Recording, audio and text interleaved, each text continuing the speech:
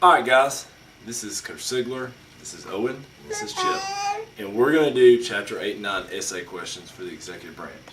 Number 1, why is it important for presidential candidates to have access to large amounts of money? Now, first of all, they have to have access to large amounts of money. They have to have donations from their supporters. They have to have their own personal money. And all that money is going to go to the aspects of the presidential campaign. What do they spend the money on? Well, many things in the campaign. They're going to be spending money to travel to where they're going to be going to their campaign stops. They have to have money to buy TV ads. They have to have money to hire campaign staff and consultants, and that's very expensive. They also send out mailings to people to try to convince them of how to vote in the presidential election.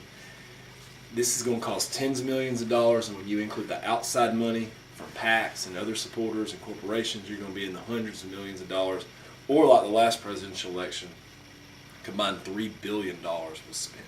So these are very expensive. Number 2, why did the founders want a national government with a strong executive branch? There's 2 reasons on this one. The first one, the founders, if you go back to the Articles of Confederation, the Articles of Confederation had a weak executive. And what that did, it didn't allow the president to help carry out the laws of the Congress. If the executive branch cannot carry out the laws by the Congress, you're going to be weak and you're not going to be able to respond to the needs of the nation. The second part, the founders did not trust the people when it came to ordinary decision making. They feared they would try to vote wealth from the wealthy and their private property to themselves. So the founders wanted a strong executive branch for the second reason, because they wanted to protect freedom, they wanted to protect people's private property, and they wanted to keep the legislative branch in check so they wouldn't be too powerful. Again, that's they want to protect liberty, which is your freedom, private property, and keep the legislative branch in check. All right. The third one is, why is it necessary for presidents to compromise? I'll give an example of how a president's unwillingness to compromise hurt the United States. Presidents have to compromise, especially when you're in a climate like we have today where the Congress is split. Presidents have to compromise because they're not always going to get what they want. They usually are going to have to end up compromising with the Congress.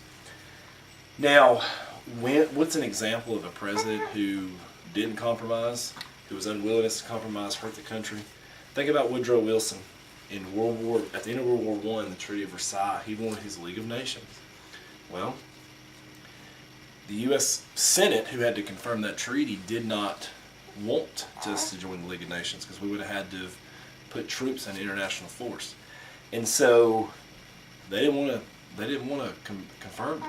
Well, Wilson would not compromise on it. Had he compromised, he would have got part of what he wanted, but since he didn't compromise, he didn't get anything, and the Senate rejected it. The dog is barking, so I'm going to shut the door. The dog is an idiot. And the fourth one, 2 examples of how public opinion limited what a president could do, I believe is the question. 2 good examples of this. And you can really use any, but 2 good ones. The first one, Lyndon B. Johnson in '68. He did not run for re-election because the people did not like the way he handled the Vietnam War. So it limited what he could do when it came to re-election. He just didn't run. The second one, in Clinton's first term in '93, he tried to do a health care law, and the public spoke out against it. The corporations spoke out against it, and he scrapped it. You could even say, even with Obama in the Syria crisis, he wanted to kind of strike there for a little bit, but when public outcry hit, he kind of changed course. But anyway, that is your Chapter 8 and 9 Executive Branch Essays. This is Coach Sigler, this is Owen, and we are done.